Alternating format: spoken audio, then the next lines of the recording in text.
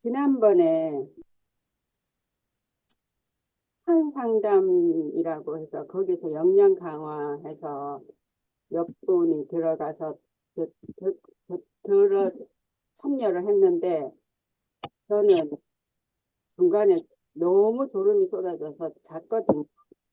그래서 그 참여한 경험을 우리 후리지아 회장님이 알고 계시니까 그 부분에 대해서 설명 조금 해주시고, 그러니까 상담을 어떻게 하면 좋겠다, 이렇게 해주시면 좋겠고, 그리고 제가 킨스님하고 우리 단톡방에 상담 일지 작성하는 거를 올렸는데, 그 상담 일지는 제가 2019년도에 만든 거거든요. 근데 이제 좀 수정할 거 있으면 수정도 해주시고, 그 찔레님하고 핑크님 들어오시면 같이 한번 보시면서 이 양식에 꼭 안 맞더라도 이런 형태로 지금부터 누구와 상담을 이제 전화 통화를 하더라도 어, 그런 메뉴를 한번 작성을 하고 정리를 하면 어떨까 싶어요. 그래서 나만의 그 노트를 하나 정하셔가지고 그 나중에는 이제 한꺼번에 다 모으면 이게 하나의 상담 자료가 될 것 같거든요. 이제 큰 매뉴얼은 제가 보내면 그걸로 하면 될 것 같고, 그 여기에 보면 하나씩 하나씩 보면서 그 리지아님이 얘기 좀 해주세요. 그 화면 한번 띄워주실래요? 킨스님 띄울 수 있죠? 어떤 화면이요? 제가 카톡에 보내드린 거. 잠깐만요.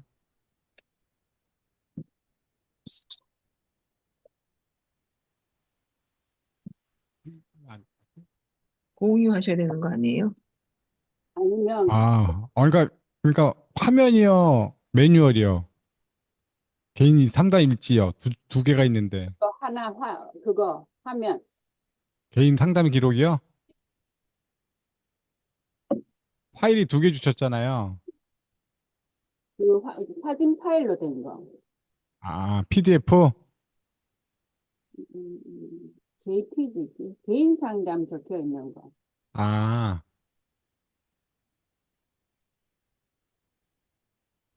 네, 요거. 이거 하고, 그 다음에 보호자용 매뉴얼, 이거는 시간이 되면 같이 고민을 해볼 문제고요. 그러니까 요걸 화면을 좀 키우셔가지고, 여기서 혹시 이제 보시면서 추가해야 될 게 있는지 잘 보이세요, 다들? 조금 더 확대는 네. 보이긴, 저 컴퓨터는 위에가 확대되게요? 아니요.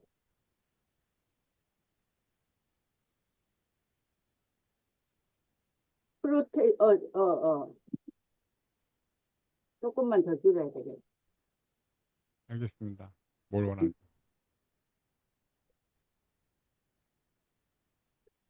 보이세요?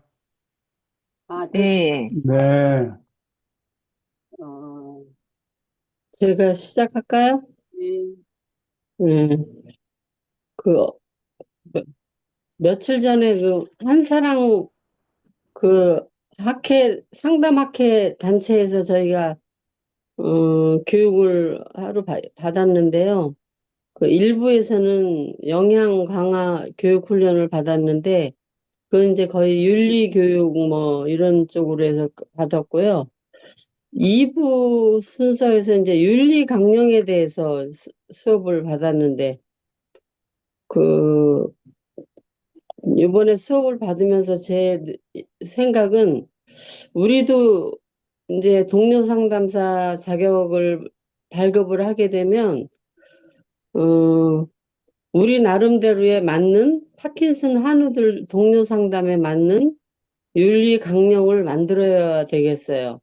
윤리 강령을 만드는 이유는, 어, 최소한의 서로에게, 주어지는 그런 어떤 기본법을 만들어서, 그, 내담자나 상담자가 각자에게 권한과 기본 해야 될 윤리를 서로 지켜야 되는 거예요. 상담 교육 중에. 그래서 네. 이제 그 상담을 할 때도 그 내담자의 이제 기본 어떤 자존심이라든지 이런 거를 최소한의 예의를 갖춰서 지켜줘야 되고, 그리고 이제 이게 그 윤리에 대해서 소홀히 하면 안 되겠다 하는 생각이 나중에 가서 나중에 이제 상담을 마친 다음에 그 상담의 완성도가 높아질 것 같아요. 서로의 예의와 이런 그 윤리를 지키지 않을 때는 어떠한 사고가 발생했을 때는 그 책임이 또 따르더라고요. 그래서 그 어떤 우리 나름대로의 윤리 강령을 만들어야 되겠다 하는 생각을 했고요. 그 윤리 강령에 대해서는 법으로 기준하는 것도 있어요. 뭐, 그 사람이 사는 세상이라서 이 상담을 하다 보면 뭐 어떠한 그 여러 가지 사례가 있는데 그 중에서 뭐 이제 어떤 그 뭐 남녀 관계로 발전을 한다거나 뭐 이럴 때에도 이런 법적인 그 책임이 서로 따르고 그러기 때문에 처음부터 그런 예의를 갖춰서 이런 그 상담을 하는 게 예, 정석으로 배워서 하는 게 맞을 것 같아서 이 윤리강령에 대해서는 한 번 더 세심하게 훑어주고 넘어가는 것도 좋을 것 같아요. 그래서 이 윤리강령 준수에 대해서 이제 책임과 의무와 권리와 또한 그 징계까지도 갈 수 있는 이런 상황이라는 거를 우리가 요거를 간단하지만 지금 제가 요거 자료를 준비를 안 하고 그냥 갑자기 하는 건데 그래서 이 윤리강령에 대해서 우리가 좀 숙지를 더 자세하게 한번 해야 되겠다는 생각을 합니다. 하고 이 자료는 제가 다음번이나 네, 올리도록 할게요. 예. 그래서 그 뭐 커다란 것부터 아주 소소한 문제까지 이 윤리강령에 다 들어가잖아요. 뭐 내담자가 뭐 상담하는 태도가 불쾌했다든지 뭐 아니면은 또 내담자는 상담자한테 또 서로에게 그런 예의와 이런 걸 지키지 않았을 때는 그 상담의 효과도 떨어지고 만족도도 떨어지고 결국은 그 우리가 이루고자 했던 상담의 목적이 이루어지지 않는 거죠. 그래서 그 향락님이 요 자료가 정리가 되면 한번 이 윤리 강령에 대해서 저희가 한번 읽고 숙지를 해야 되겠다 이런 생각을 합니다. 제가 2019년도부터 상담 이제 파킨슨 얘기 관련 이제 파킨슨 단체에 들어와서 상담을 시작하다 보니까 그 뭐라고 해야 되나 개인적인 친분 아니면 개인적인 친밀도를 강조하거나 이런 거는 최대한으로 거리를 두고 해서 저는 음, 거리두기를 확실하게 하려고 지금까지 왔던 것 같아요. 그래서 그리고 대한 파킨슨병 협회에서도 그동안 했는 게 뭐가 있냐라고 하는데 이 이거 말고 기록된 자료가 엑셀 파일로 있고 녹음 파일이 있는데 그거를 제가 공유를 못 하겠더라고요.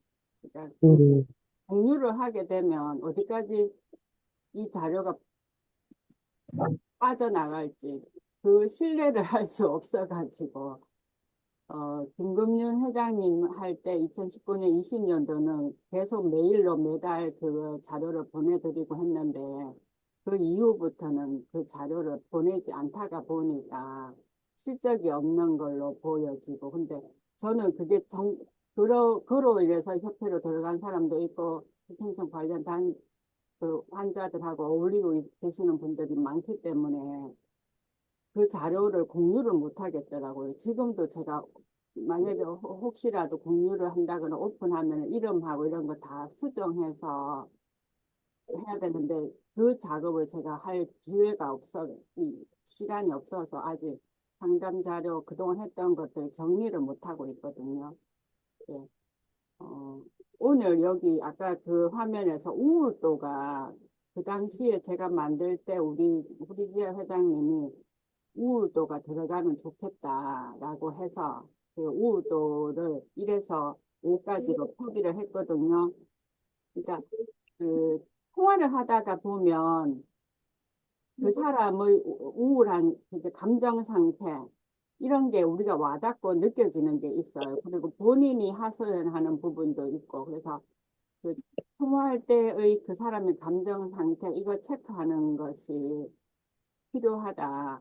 그리고 우리가 전화로 주로 하다 보니까 그 전화로 언어적인 표현에서 건너오는 그 느낌까지 기록을 해야 되거든요. 그러니까 그런 부분이 그냥 그 사람의 말, 언어 표현하는 것 외에 그 뒤로 느껴지는 그런 것까지 표현을 하거나 아니면 오늘 감정이나 이게 우울도가 어느 정도일까요? 한번 확인을 하거나 되물어 볼 필요성도 있어요. 그래서 요렇게 어, 했었고, 그 다음에 출생연도와 진단연도, 이거는 개인정보이지만 우리가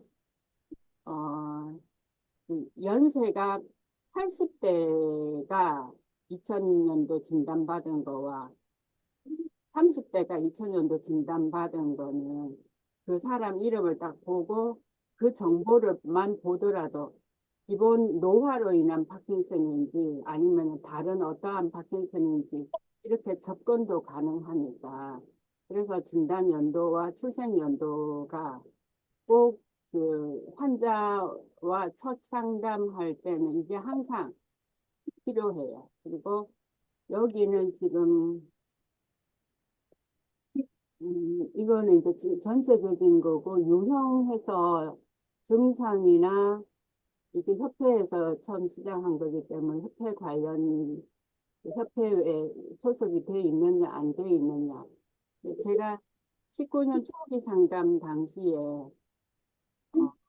그 자료 데이터가 있는데 지금 기억나는 거는 거의 절반 30% 44대 6 비율이라고 해야 되나? 협회 회원은 4, 비회원이 6인 거예요. 음, 오히려 그 당시에 이제 병원하고 홍보지를 돌리니까 전화 상담이 초기에 많이 왔었는데, 그때, 그러니까 그 비회원 6이 차후에 회원으로 등록되는 사례가 많았어요. 그렇겠지. 어, 그래서, 그래서 제가 지금 얼마 전에도 제가 대한 파킨슨 협회 그 담당하시는 분, 기존 회원 관리만 철저하게 해도 된다라는 정말 중요한 팁을 얘기를 해줬거든요. 그래서 지금 아마 신경을 쓰는 걸로 알고, 그래서 우리가 지금 하는 거는 저는 뭐 희망연대를 키운다 이런 의미보다는 한 사람 한 사람의 환우한테 우리가 얼마나 정성을 다하고 접근하느냐 그렇게 하면서 그 사람이 파킨슨과 같이 잘 우리 서포터즈님처럼 혼자 괴롭게 웅크리고 몇 년을 지내다가 또 어떤 돌파구를 찾아서 지금 긍정적인 길로 간다고 저는 보거든요. 이렇게 하시는 분도 있지만 그렇지 않은 경우도 많으니까 우리가 거기에 이제 도움이 되는 사람으로 거듭나야 된다. 그렇게 생각하고 있어요. 그래서 요 지금 문서라고 해야 되나 어, 이 형태에 맞게 한번 기록을 해주셨으면 좋겠어요. 그래서 여기 오늘 이거를 보면서 그 우리 한국 파킨슨 희망연대의 윤리 강령을 만들어야 되고요. 그 우리 동료 상담에 맞는 윤리 강령을 만들고, 그리고 이 윤리 강령 중에 제일 흔하면서 지켜야 될 사항이 비밀인 것 같아요. 그 내담자의 비밀을 그 드러내지 않고 지켜주는 것이 마음 놓고 자기 속마음을 털어놓을 수 있는 공간이라고 생각을 해야 되기 때문에 그런 그 가장 중요하고 지켜야 될 게 그런 어떤 비밀이 중요한 것 같고요. 또 한 가지는 이 상담 기록지를 그 다 써야 돼요. 다 쓰셔서 이제 쓰는 방법은 아시죠? 내가 1시부터 상담을 했는데 1시 40분에 상담이 끝났어.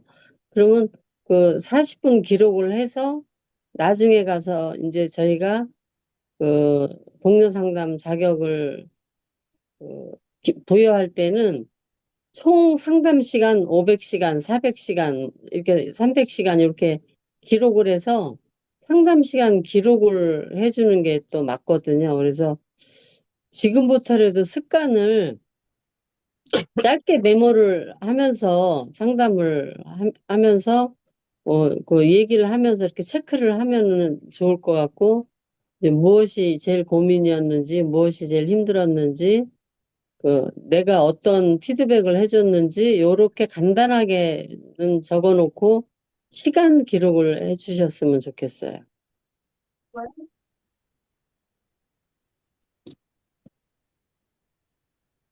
그렇게 해야 내가 상담을 얼마를 했는지 그 기록이 남거든요. 그리고 나도 그게 나중에 또 자료가 돼요. 아, 이분이 이랬었는데 이렇게 상담을 하는 중에 이렇게 달라지고 이렇게 변화되고 이렇게 삶이 바뀌었다. 이게 이제 또 드러나거든요. 그래서 그거를 우리도 이제 그냥 습관적으로 상담 기록지를 쓰면 어떨까 합니다.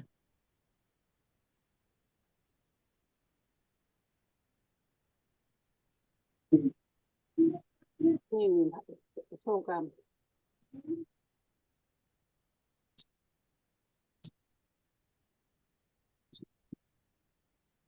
그다음에 그 한 상담, 그 개인 상담 과정에 대한 그 강의 들으시고서는 어떠셨어요, 우리 회장님? 예, 저는 뭐 늘 많이 뭐 1강에서는 거의 이제 많이 들었던 얘기인데 또 한 번 또 짚고 넘어가는 좋은 기회가 됐고요.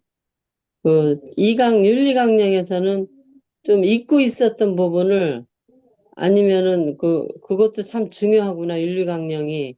왜냐하면 상담의 완성도를 높이자면 이 윤리강령이 들어가야 상담의 완성도가 높아지겠구나 하고 아주 좋은 강의였습니다.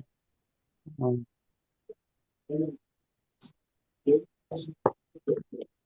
그, 그날 그 일강 그 상담 과정 강의하신 분이 우리가 필요하다면은 따로 좀 강의를 해주겠다고 이야기를 이, 이야기를 내가 나한테 얘기를 했는데, 예, 예, 최승희 선생님. 예, 네. 그러니까. 그래서 그 시간을 우리가 따로 할 건지,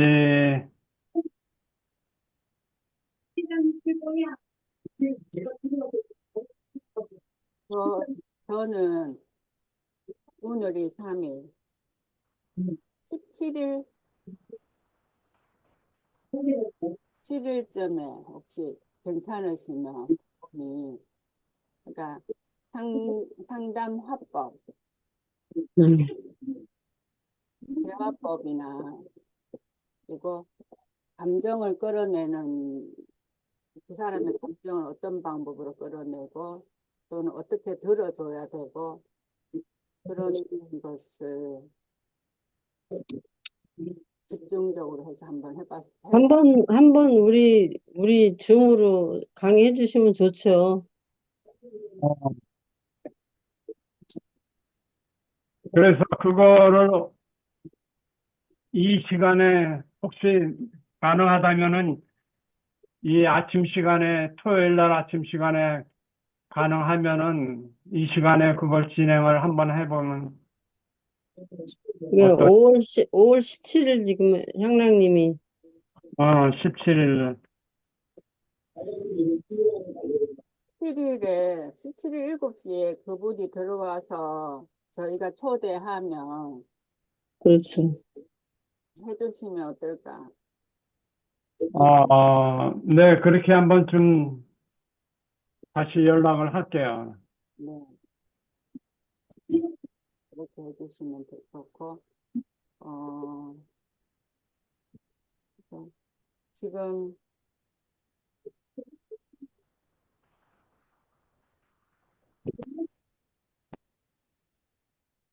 제가 제 넋두리를 하자면, 그 문서 작업하실 분이 주변에 있으면 좀 도와주었으면, 그러니까 그 설문조사 했는 것도 지금 정리를 해야 되고, 우리 자체 작업했는 것도 정리를 해야 되고, 그래서 아까 제가 서포터즈님한테 이거 우리 줌으로 공부했는 거를 한번 쭉 1회부터 그런 부분을 잘 하실 것 같아서 한번 또 부탁을 해본 거예요. 그래서 1회부터 특별한 내용이 없는 것 같은데도 뭔가 그래도 1시간, 짧게는 1시간, 길게는 2시간을 하더라. 그래서 주제가 뭐였는지, 그리고 약간은 객관적으로 이 내용은 여러 환자들 아니면 들었으면 좋겠다. 아니면 거기에 예, 그게 이제 스포츠님의 의견이 주관적인 의견이 플러스 되고 그런 작업을 정리를 해주셨으면 해요. 지금 음. 약간 여유 있으시다 하니까. 저는 그냥 개인적으로 음. 배운 게 그냥 지나가면 안 되니까 이 자료를 딱 정리를 하니까 이게 알기가 쉽더라고요. 그래서 그렇죠. 지금 그거는 그거를 제가 정말 이제 하다 보니까 요게 그냥 쉽다고 생각했는데 해보니까 그게 아니에요. 그래서 지금 살을 덧붙이고 있는 중이에요. 그러니까 이제 이거 말고 제가 우리 그 치매 관련 보호자 상담 매뉴얼 뭐 이런 것도 있거든요. 근데 이제 우리가 그 매뉴얼까지는 100%못 만들고 제가 처음 수업할 때도 시작할 때도 이거 완벽하게 해서 하려면은 평생 못하고 죽을 건데 시도라도 네. 하고 우리 환자 입장에서 이런 것들이 필요해서 이렇게 시도를 한다. 거기다가 음, 전문가가 나중에 우리가 했는 것을 보고 전문가 입장에서 플러스 할 건 플러스 하고 또 살 붙일 거는 살 붙이고 그런 작업이 이제 추후는 필요하죠. 근데 우리 환자 입장에서 필요하다. 그리고 제가 그동안 상담하고 이야기를 들으면서 이 부분이 필요하다 해서 하는데 이제 스포터즈님이 지금까지 해온 거를 한번 쭉 영상을 시간 되실 때 보면서 저 파일을 한글 파일로 보고서 형태로 한번 해두셨으면 해요. 그러면은 믿고 한번 맡겨보고 어, 제가 오늘 약간 지금 제 얘기를 해도 될지 모르겠는데 저희 엄마 얘기를 해도 될까요? 들어주실 수 있겠어요? 네. 예. 제가 동사무소 지난번에 뭐 이렇게 다른 사람들이 왔다 갔다 하면서 뭔 서류를 뽑고 이렇게 하길래 요즘 무인 발급기에 제적 등본, 제적 초본 뭐 이런 것들이 있어요. 그래서 저거는 어떤 형태로 나오지? 그래서 초본은 내 개인 친상이고 제적 등본을 떼봐야 되겠다 하고 무인 발급기에 가서 제적 등본을 했더니 아마 여기서 구름도사님이나 킨스님, 우리 일레님 같은 경우는 제적등본 하면 본인 이름이 나올 것 같아요. 근데 저는 제적등본을 들여다 보니까 제 남편 이름하고 저희 아버지 이름 두 개가 뜨더라고요. 그래서 아이고, 이건 뭐지? 둘 중에 뭘 떼야 되지? 그래서 결론은 둘 다 뗐거든요. 둘 다 떼서 보니까 저희 아버지 이름으로 된 거는 아버지가 호주였을 때의 기준으로 쭉 뻗어 내려가요. 그러면서 저희 손주, 아버지한테 기준의 손주가 큰 동생의 자식 둘만 올라가 있어요. 둘째 동생도 자식 있는데 안 올라가 있어요. 그래서 이제 직원한테 다시 물었어요. 물어가지고 이게 장자 위주로 기록을 하는 그 예가 그대로냐 하니까 과거에 이제 요즘은 가족관계 뭐 등록 그걸로 바꾸기 전이 자료이기 때문에 아마 그럴 것이다. 그리고 이제 저희 남편 이름으로 떼는 거는 남편과 저희 아이들, 이제 남편 기준으로 만들어진 가구 구성 이게 이제 자격 등본이더라고요. 그러면서 제가 얼핏 얘기를 했는 부분도 있는데, 저희 아버지가 하고 혼인신고를 했는 분이 백 씨라는 분이 계셔요. 그리고 13년 뒤에 제가 출생을 했거든요. 근데 저는 김 씨한테서 출생을 했어요. 근데 그 김 씨는 호적에 그 당시는 못 올라갔죠. 그러니까 계속 저는 백 씨가 제 엄마였는 거죠. 그런 과정으로 그래서 그 재적 등본을 보는 순간 그냥 한 10년 정도 아버지와 그 백지라는 분의 10년 정도의 관계가 자식이 없이도 유지가 됐다는 거는 그만큼 두 사람의 부부 관계는 참 좋았다. 뭐 시댁에서 뭔가 문제가 있어도 좋았기 때문에 그 정도를 유지를 해왔구나 했는데 보니까 10년이 아니고 13년이에요. 13년 만에 제가 태어났더라고요. 그래서, 아, 진짜 10년 세월을 넘는 그 기간을 뒀구나. 그리고 이제 저희 엄마 같은 경우는, 이제 제가 지금도 식탐이 엄청 한번 꽂히면 많은데, 저희 엄마가 저한테 했는 얘기가 바깥에 나가면 제가 엄청 잘 먹는데요. 오히려 밖에서. 그래서 그리고 바깥에 남의 집에 가면 그 집에서 밥 지으면 밥 먹고 나오지 안 먹고는 안 나왔대요. 근데 그게 집에서는 눈치를 보고 잘 못 먹고 밖에서는 아, 한시집 누구네 딸이 왔네. 그러면 이제 저한테 후하게 대접을 해주는 거죠. 그러니까 저희 아버지가 7대 종손이고 그 동네에서는 그런 대로 뭐, 아, 저 집안은 누구 집안이다 이렇게 됐는데 저희 이제 큰어머니가 계시다 보니까 저는 큰어머니 눈치를 많이 본 거죠. 먹는 것도 제대로 눈치 보면서 눈치밥을 먹었다고 해야 되나. 근데 저희 엄마가 지금 87세 범띠인가. 근데 진짜 정신이 초롱초롱하고 건강해요. 그리고 저희 아버지가 70, 엄마가 70 이후에 저희 아버지가 하는 소리가 나는 이제 너것만 바깥에서 뭘 하든지 뭐 신경 안 쓴다라고 이제 얘기를 하신 적이 있거든요. 그만큼 그때부터 이제 엄마는 나가서 같이 어울리고 친구들과 어울리고 그리고 또 경로당이나 이런 데 놀러도 가시고 해외여행은 아버지보다 더 많이 다녔어요. 그러니까 뭐 은행이나 이런 데서 마을금고에서 추진해서 가는 여행 이런 것도 가고 이제 아버지는 그 당시에 이제 그 무료 급식소 같은 게 있으니까 나는 막 점심 거기서 해결해도 되고 니네 엄마는 그러면 된다. 그리고 또 저희 엄마가 저한테 했는 소리가 아, 친구분들이 치매가 많대요. 근데 이제 엄마 기준으로도 치매가 올 수도 있고 그런 집안 환경 그리고 그런 부분들 때문에 이제 엄마는 초혼에 결혼 이제 했는데 그 분은 신혼 이제 결혼식을 올리고 군대에 들어가서 거기서 이제 사망을 한 거죠. 그러니까 그 예전에는 그런 사례들이 그냥 혼자 지냈는데 저 집에 자식을 못 낳는다. 그러고 이제 제가 왔고 근데 제가 태어났고 저는 저희 아버지한테 엄청 귀한 자식이었고요. 그래서 지금 제가 살면서 그리고 저희 엄마를 보면서 느끼는 거는 가족의 지지.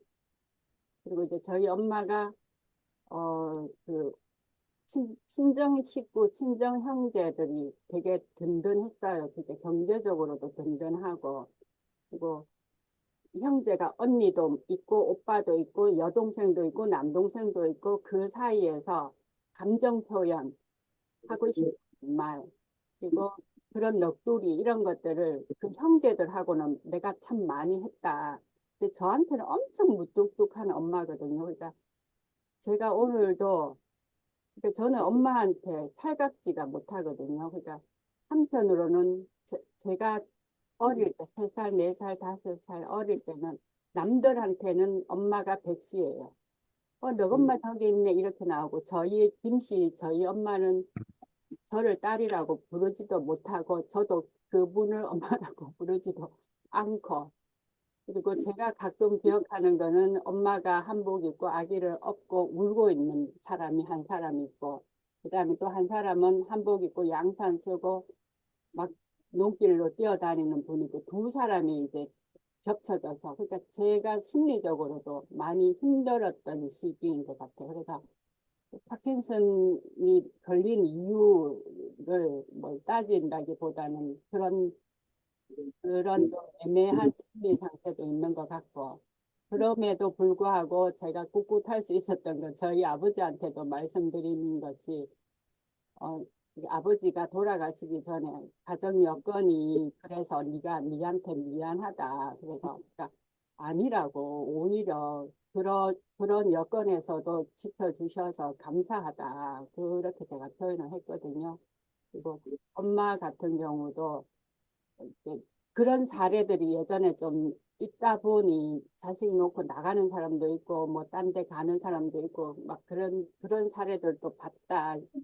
또 거기에서 저희 어머니 그때 백시 부인하고 10년 넘게 그런 관계를 유지했기 때문에 좀 살가운 정이 없었을 수도 있었으니까 엄마 입장에서는 좀 집을 벗어나고 싶은 마음도 있었다.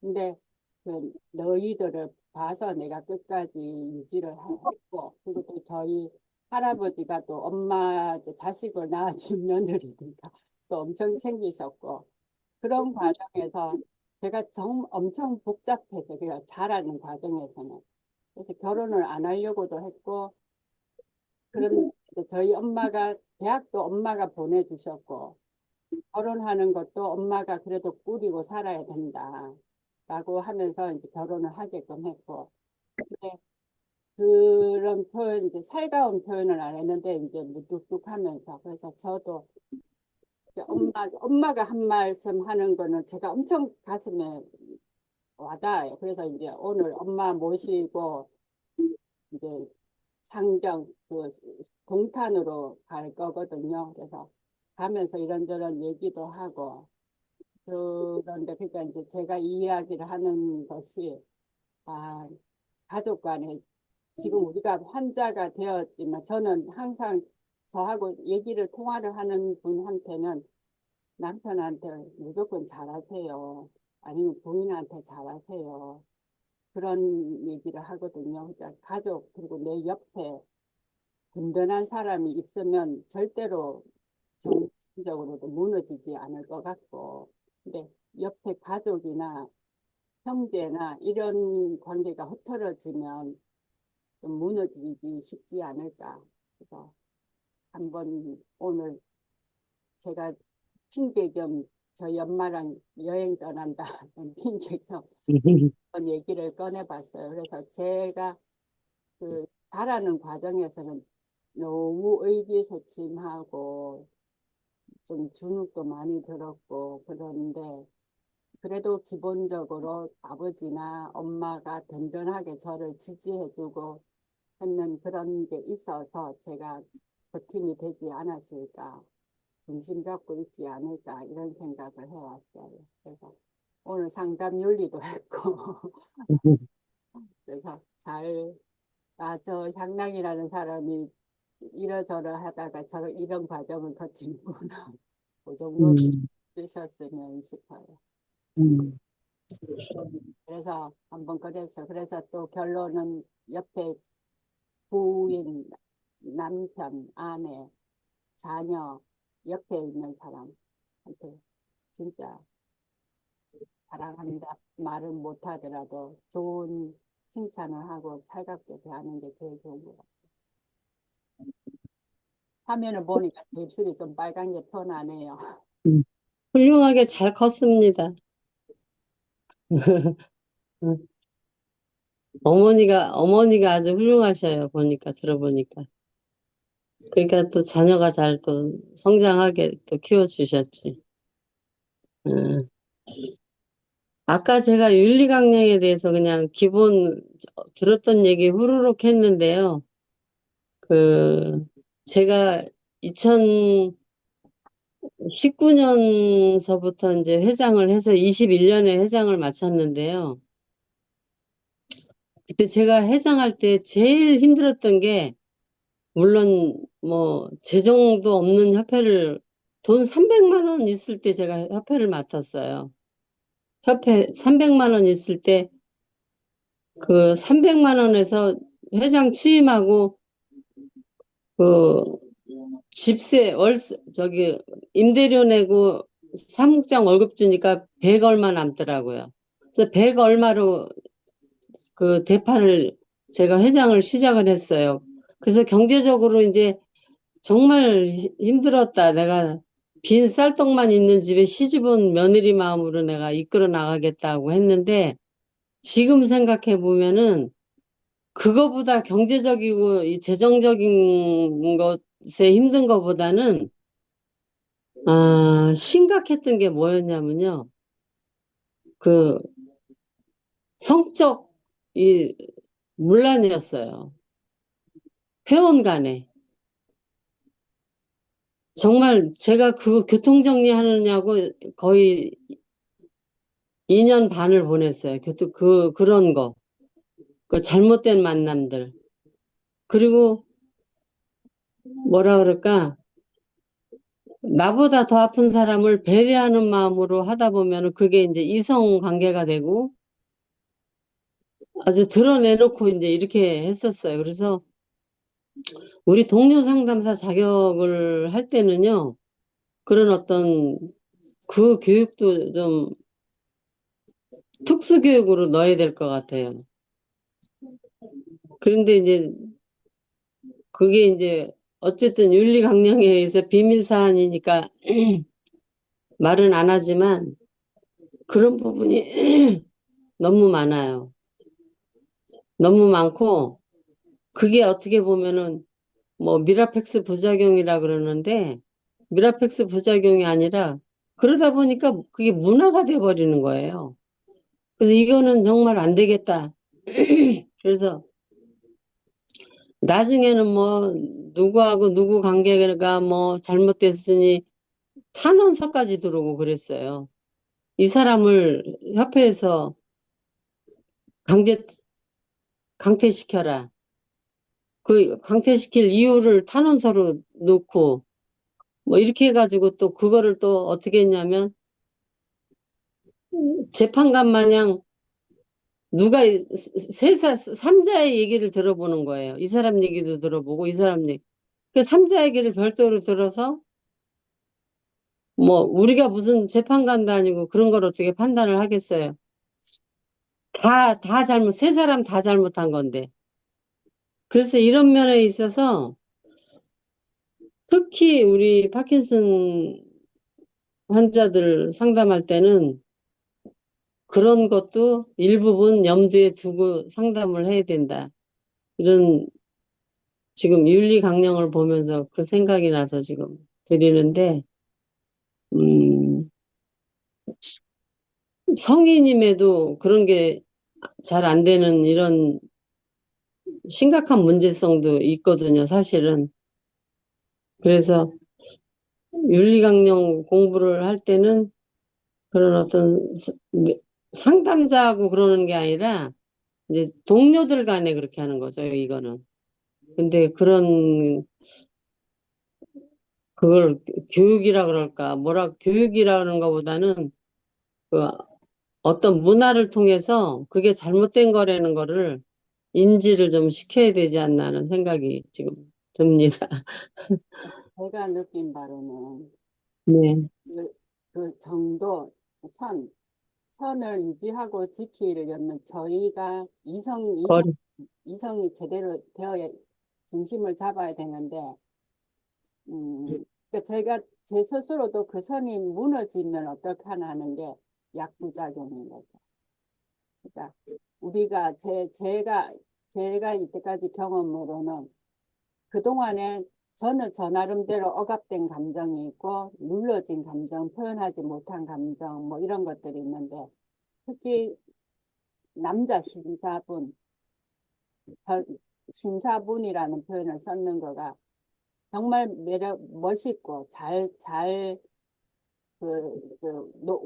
노년기, 그러니까 중년기를 잘 지나오신 그런 남자 환우분은 그만큼 성적인 부분을 자기가 표현을 안 하고 살아온 거죠. 그런데 그것이 이 약이 이렇게 약간의 터치가 돼서, 너 그냥 표현해도 돼. 이렇게. 그러니까 뭐든지 표현해도 돼. 저는 이제 나 아파. 나는 이제 거절할 용기가 생겼는데 좀 표현이 음. 된다는 쪽으로 좀 업된 것 같고. 그다음에 또 어떤 분은 그런 쪽으로 표현해도 된다는 걸로 돼서 그렇게 성적인 부분에 너무 괜찮지 않나. 그러면서 이제 부인한테 요구를 하는 걸 떠나서 다른 사람한테까지 요구를 하고 심지어는 저한테까지 그런 얘기를 꺼내고 하면 저는 이제 이 사람이 약부작용이구나, 약이 과하구나 하면서 이런저런 얘기를 해요. 얘기를 하면서 근거 자료를 보내줘요.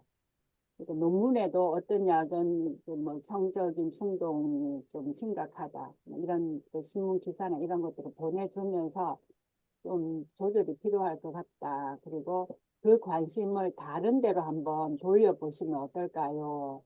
이렇게 얘기를 해주거든요.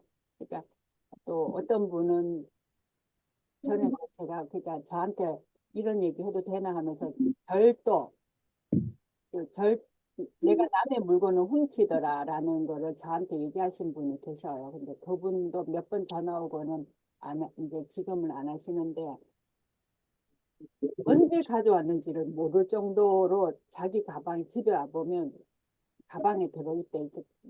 귀하고 좋은 게 아니고 아주 사소한 물건이 들어와 있대요. 그러니까 그런 것들도 어릴 때 뭔가 충족하지 못한 만족하지 못한 이런 것이 자기도 모르게 그런 일이 생긴 것 같고 그리고 또 쇼핑 중독이나 또 식탐이나 이런 쪽도 그 약으로 인해서 도파민으로 올라가면서 이제 용기가 생긴 것 같아요. 그 용기가 저는 용기가 생기는 건 정말 좋은데 그 용기가 어느 방향이냐는 거죠.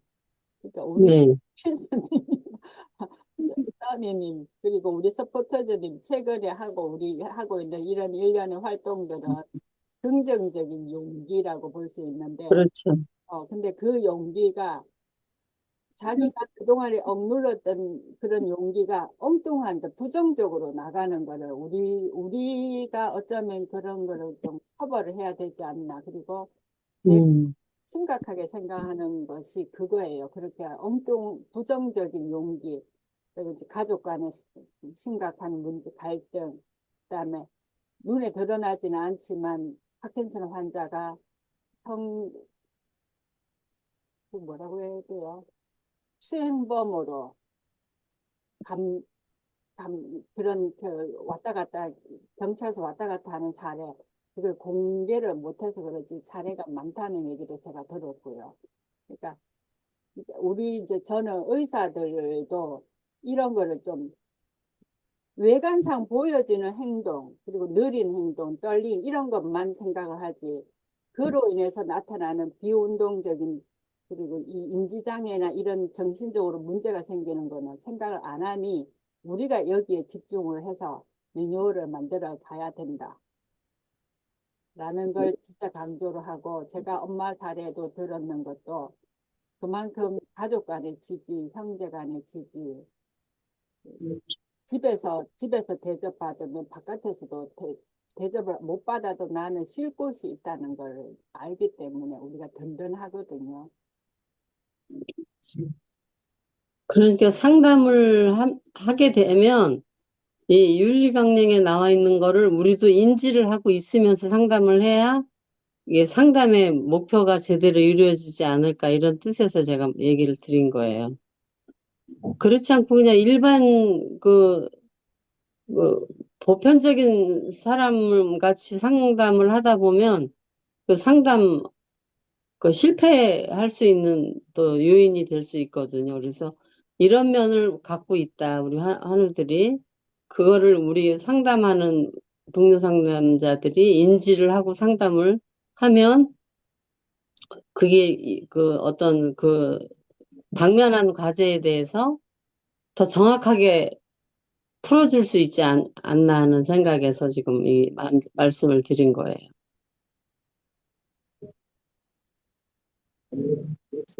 그런 얘기가 나왔는데 우리 구름도사님은 현장에 계시잖아요.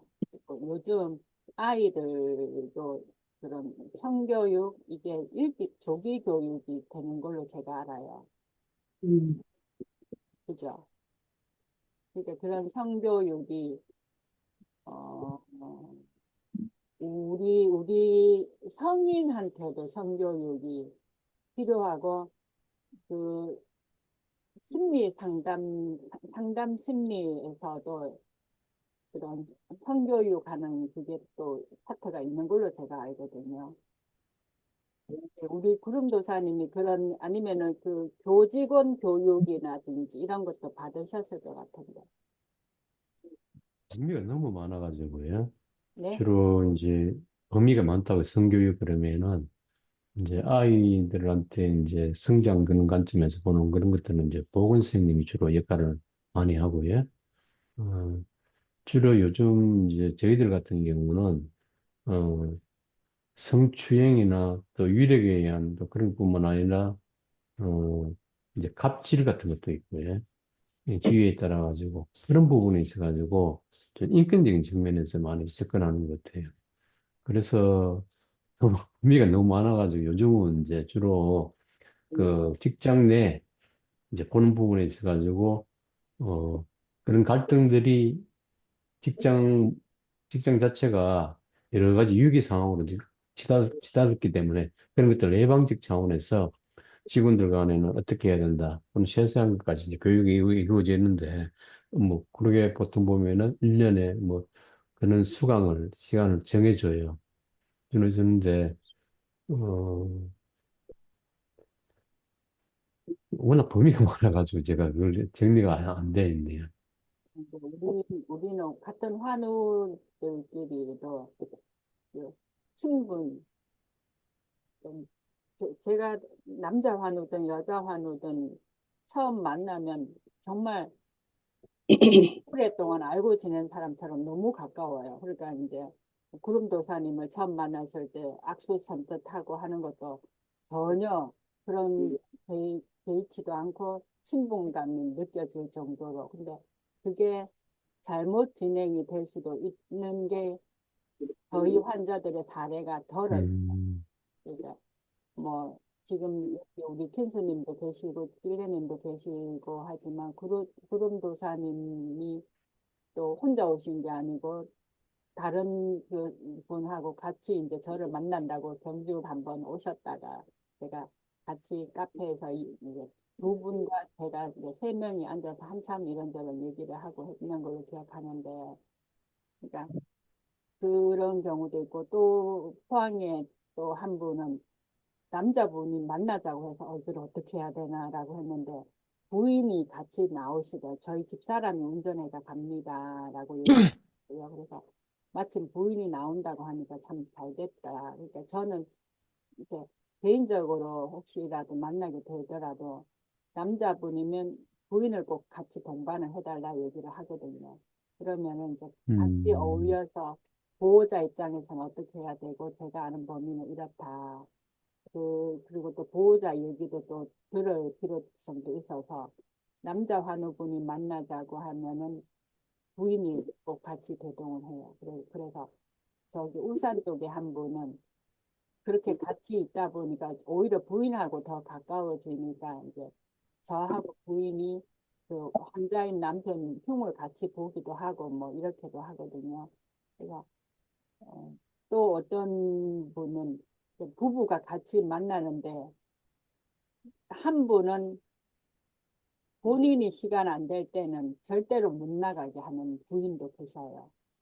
남자분이 환자분이고, 그러니까 어떤 분은 저는 교회 가고 시간이 안 되는데 우리 남편은 시간이 돼요. 라고 얘기를 이제 하거든요. 그러면은, 저는, 그러면 다음에 어떻게 합시다. 이렇게도 얘기 나오는데, 그 뒤에서 오는 느낌을 보면은 어떤 분은 남편 혼자는 절대로 못 내보낸다라고 했을 때 그 부인이 느낀 거는 남편이 이성에 뭔가가 있다는 거를 부인한테 내비친 거예요. 그러니까 성적인 문제라든지 이런 거를 좀 집착하는 모습이나 여자에 집착하는 모습을 부인이 느낀 거예요. 그러니까 여자를 만나는 거에 대해서 극적 조금 심각한 반응을 보이는 보호자들이 참 많아요. 그거 그것도 판단하는 거 약부작용인가요? 그럴 가능성이 커요. 제가 봤을 때. 그러니까 여자분도 저도 여자지만 여자들도 60쯤 됐는데도 그 성적인 그 충동 그게 생겨서 남편한테 막 말하자면 좀 적극적으로 그렇게 하는 시도를 하려고 하는 사람들도 있대요. 그래서 제가 웃으면서 얘기를 해요. 그러니까 혹시 남편이 좋아하지 않아요? 밤에 좋아하지 않아요? 이런 얘기를 해요. 그러면은 음, 좀 그렇긴 해요. 그러니까 예전하고 좀 다르다. 근데 그런 부분들이 우리가 성적인 부분은 공개적으로 저는 얘기를 해요. 약을 뭘 먹다가 특히 미라팩스 용량이 많은 분한테는 제가 그걸 물어봐요. 남자든 여자든. 뭐 부인하고 그런 잠자리를 그러니까 제가 그 성적으로 얘기를 해도 그냥 저는 객관적으로 얘기를 하는 편이라서 그런 관계 요구를 자주 하시는 거 아닌가요? 이런 걸 논문에도 나와 있는데 혹시 좀 다르신 분인가 이러면서 얘기를 꺼내거든요. 근데 여자분들도 그렇게 표현되기도 하고 다른 쪽으로 감정이 업되는 부분도 있어요. 그래서 우리 항상 저는 진짜 약을 조심해야 되는 게 그건 거예요. 그러면서 이제 더 심해지면 그 이야기를 사파 뭐 장애 뭐 이런 식으로 해서 만들어 가는 거예요. 아주 실마리 하나만 보고 이제 이런 일들 망상이라고도 하고 집착이라고도 하고 편집증이라고도 하고 이렇게 만들어 가는데 그게 이제 파킨슨 약부작용으로 생각 안 하고 파킨슨 인지장애 치매 또는 파킨슨 자체가 망상, 한시 환각이 있다. 이렇게 이때까지 표현을. 그러니까 저는 지금 여기 계신 분들이 정보를 킨스님 한번 찾아봤으면 좋은 게 정말 이 레보도파 먹기 전 상태의 사람들 제가 써니님한테 한번 물어봤던가 레보도파를 제대로 먹기 전 사람은 그냥 가만히 누워있다 보니까 욕창이나 이런 문제가 심각했지 이런 인지장애 정신과적 문제가 드러나 있을까 그 당시는 연구가 별로 없었으니까 그런 자료가 있을지 없을지는 모르겠는데 좀 그래요. 제가 그리고 그때 당시 사람들이 그런 강직, 동결 이런 것들이 그렇게 심각했는지 그걸 저는 알고 싶어요. 그래서 상담하는 중에도 어떤 이런 문제를 우리 동료 상담사들은 어쨌든 이성에 관해서는 거리 두기를 그래도 어느 정도 해야 됩니다. 그냥 또 동병상련이니 하면서 뭐 또 도움을 요청하고 도움 받고 이러잖아요. 우리는 서로들 몸이 안 좋으니까. 근데 그것도 가능하면 피하는 것보다는 그런 오해를 하지 않게끔 도와줘야 돼요. 그런 것도 서로 좀 몰라서 못하는 분들이 많을 거예요. 그냥 저는 그래서 가능하면은 이성은 잘 안 해요. 뭐 내가 해줄 수도 없는 입장이지만 동성은 내가 아주 정말 친절하게 내가 할 수 있는 범위 내에서는 하는데 그거는 조금 그 거리 두기는 우리가 가져야 될 것 같아요. 우리 한우들한테. 그래서 그래야 제 2차, 3차에 어떤 그 잘못된 일이 안 생기는 거예요. 근데 그거는 전혀 생각 못 하셨잖아요. 근데 그게 커요. 굉장히 커요, 그 문제가. 저는 크다고 봐요. 제가 회장할 때 하도 그런 면에 아주 문제가 많이 돼가지고, 이거는 상담할 때 그런 거를, 이렇게, 그런 관계도 좀 짚어줘야 된다, 이렇게 생각을 해요. 그 약부작용은 본인도 그게 절제가 안 되니까 그런 부분이 이제 동료 상담이나 그냥 환우들하고 이야기할 때도 크게 부각은 안 되지만 그래도 그런 관계에서 우리가 자유로워질 수 있도록 교육을 좀 시켜야 되지 않나 하는 생각을 해요.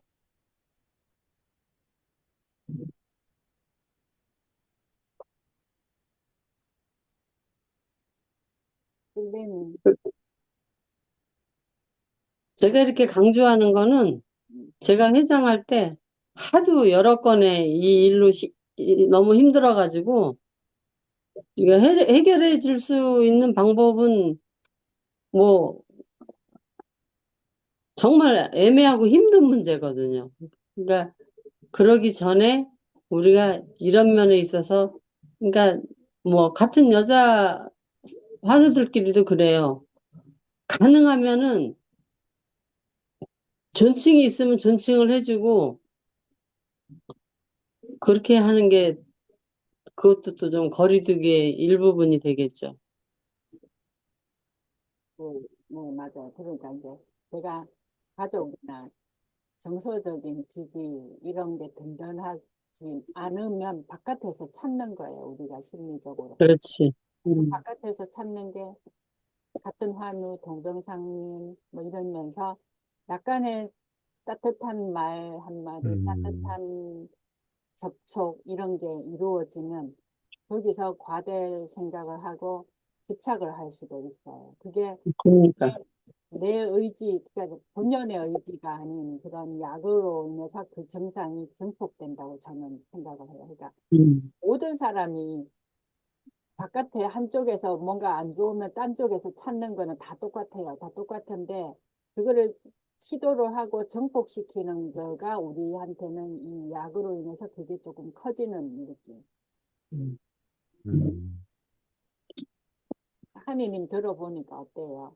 지금 많은 하는 분들하고 나름 좀 이렇게 교류도 하고 계시는데.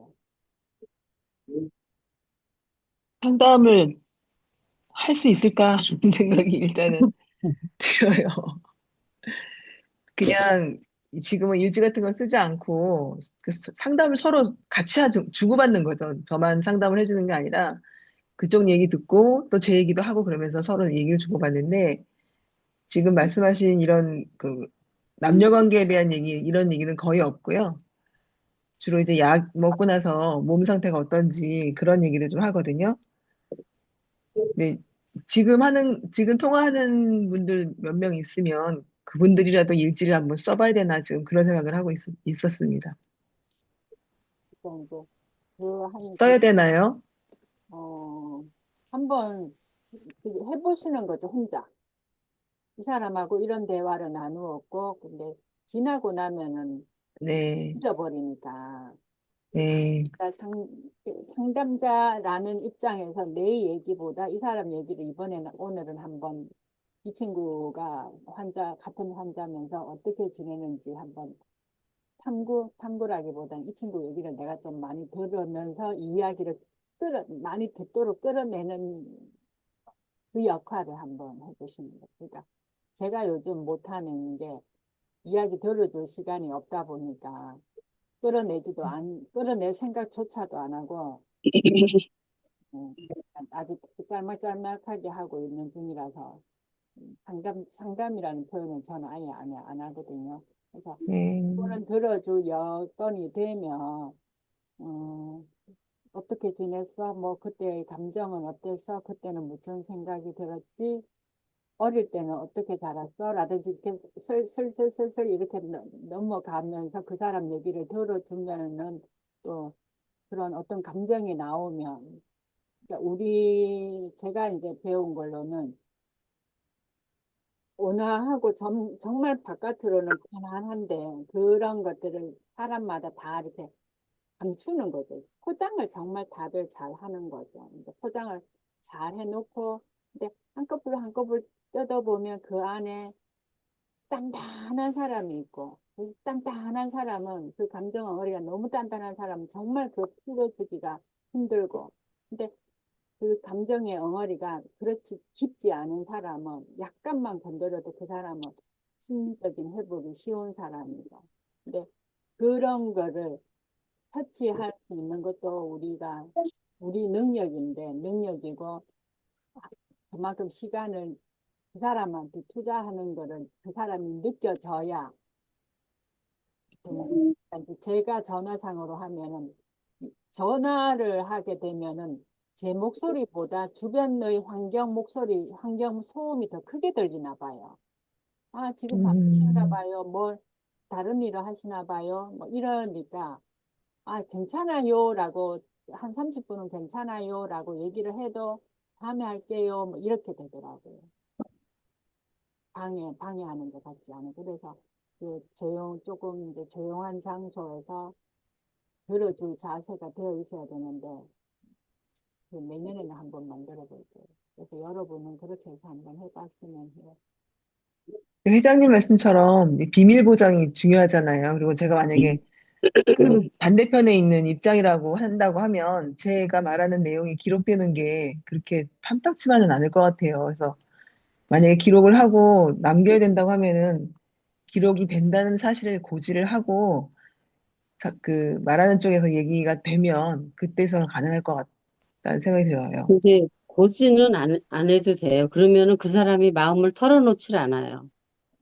그 대신 우리가 윤리 강령을 지켜야죠. 그래서 제가 지금 아직까지 바깥으로 못 꺼내는 이유가 그거예요.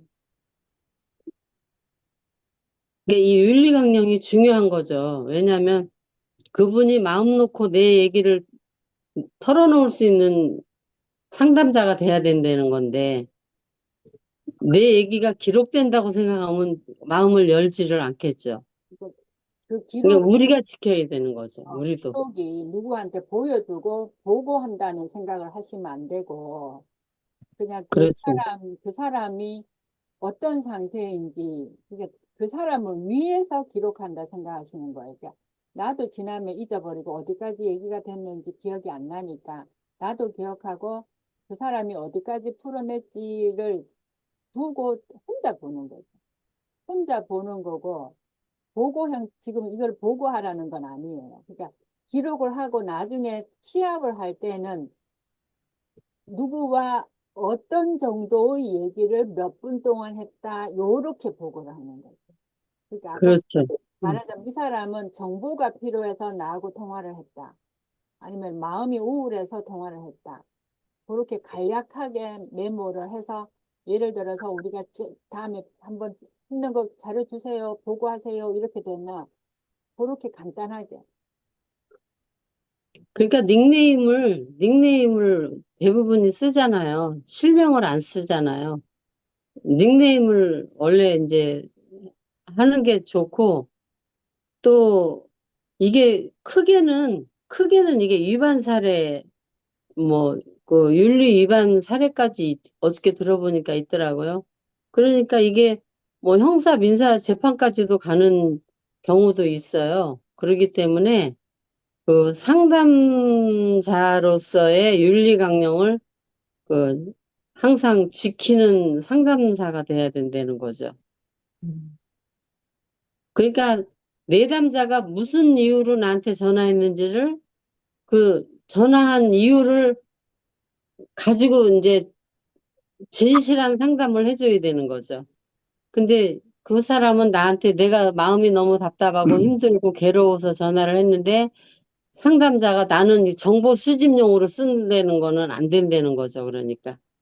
아, 이 사람의 마음을 읽어주고 오늘 어떤 부분에 이 사람이 마음이 상해서 나한테 했는지 나 같으면 이런 상태에서 이 사람한테 어떻게 위로를 해줘야 되는지 거기에 목표를 가져야 되는데 나는 이 사람의 오늘 얘기를 내가 수집해야 되겠다 이런 목적이 아니잖아요.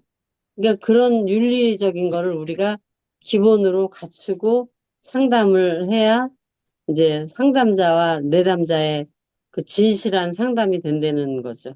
그러니까 이 윤리 방향이 중요한 거예요. 그거를 정말 내담자의 마음을 들여다보는 자세를 갖고 상담을 해야 정말 진정한 상담이 된다는 거를 뭐 또 그런 마음으로 우리가 시작을 했고 그러나 그게 변질되거나 달라지면 안 되는 거죠. 예. 제가 파킨슨병 이야기 책이나 또는 그 소식지 할 때 사례로 올릴 때는 예를 들면 성별 남자, 몇 년생, 몇 년도 출산 여기까지가 개인정보예요. 그러면 여기 만약에 제가 64년생 여자, 2014년 진단 이러면은 그 정보가 그 사례를 적어서 만약에 공개를 했을 때 아는 사람을 알고 모르는 사람은 그게 누군지 모르는데 저를 개인적으로 아는 사람 얘가 분명히 한기양이라는 사람 맞아 라고 하는데 그렇지 않은 경우는 그냥 2014년도 진단받은 64년생 여자의 증상이구나 호소 내용이 이거구나 이렇게 이제 정리가 되는 거죠. 네, 자료 취합을 하고 공개. 그래서 그런 부분을 메모하시는 게 저는 그리고 항상 환자와 전화할 때는 그 사람의 연차를 물으면 맨날 바뀝니다. 확진 연도 그리고 출생 연도. 그러니까 그 출생 연도가 우리 폐경 이후 보통 갱년기 이후에 파킨슨이 왔을 때는 이런 다른 증상들 비운동 증상까지 겹쳐지니까 그만큼 더 힘든 거예요. 그 이전에 왔을 때는 신체적으로는 건강한데 또 파킨슨 증상이 왔다 그러면 다른 증상은 덜 나타날 수도 있어. 그리고 또 노인이 진단을 받았다 그러면 진단 연도는 똑같지만 그 나이에 따라서 증상이 또 천차만별이니까 의사들도 참 힘들긴 해요. 그러니까 우리가 우리 스스로를 제가 얘기했는 것처럼 자기 자신을 먼저 파악하고 파킨슨 증상과 결합시켜서 가야 되는 거 우리를 스스로 아는 과정. 그래서 킨스님 네? 다음에 네? 이 줌으로 어떻게 할 건지 그거를 시작을 한번 해봐야 될 것 같아요. 그렇죠. 토요일, 일요일. 그렇죠. 근데 시간들이 될지 모르겠어요. 상랑님이. 제가 25일 일요일, 25일 17일, 일요일이요? 아, 일요일이구나. 17일 토요일은 7시에 요거 우리 줌 하고, 그 다음에 낮 시간. 17과 25 중에 17은 너무 빠른가? 17로 그냥 할까요? 25일. 25일로? 25 25일 몇 시, 시간은요? 시간은 시간. 12시나 1시나 뭐. 낮에? 아니, 우리 줌 말고, 이 줌 말고 아무나 들어오게 하는. 아니, 그러니까 낮에 하는 거예요? 네네. 25일 음, 일요일이거든요. 그 시간에는 뭐, 다들 힘들지 않을까? 교회 들어가는 거, 가는 거 빼고. 교회도 가야 되고, 뭐, 예식장도 가야 되고, 뭐, 주일날 낮에 집에 있는 사람들이 많지 않을 것 같은데. 그러면 21일 수요일 저녁 21일 수요일 저녁? 교회 가야 되나? 아니요, 그거는 차라리 괜찮아요. 근데 주일날은 진짜 뭐 집에 못 있어요. 교회 가야 되고, 예식장 다녀야 되고, 뭐, 또 맨날 뭐 친구들 만나는 것도 다 주일이고 그러잖아요. 토요일 주말이잖아요. 한번 시도를 해봤었는데 수요일이 괜찮을 것 같은데, 차라리. 17일이요? 지금으로서는 17일, 31일 토요일. 17일? 오늘 3일이죠. 그러면 17토 낮 몇 시? 2시? 오후 2시? 무슨 줌이에요? 이거를 어 아무나까지는 제가 아무나 들어와도 된다는 그 연차 10년 이하 아니면은 5년 이하 환자만 들어온다든가 뭔가를 정하는 게 나을지 누구나 들어와서 같이 이야기하면서 같이 고민을 풀어갑시다 이렇게 해야 될지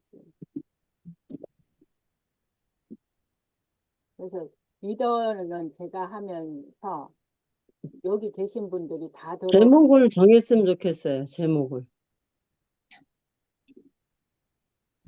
제목을, 뭐, 그야말로 누구나라든지,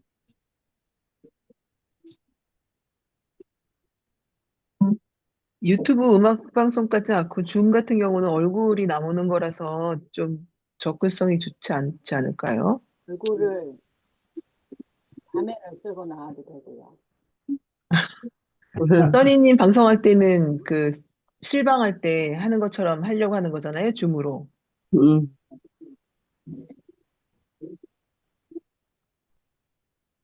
아니, 그러면은 실방할 거예요, 상랑님? 네, 이렇게 우리끼리 하는 건지 실방인지. 실방으로 밀고 가자고 핀서님하고 얘기했어요. 음. 내 얼굴 안 실방, 보이세요? 네. 가면 썼어.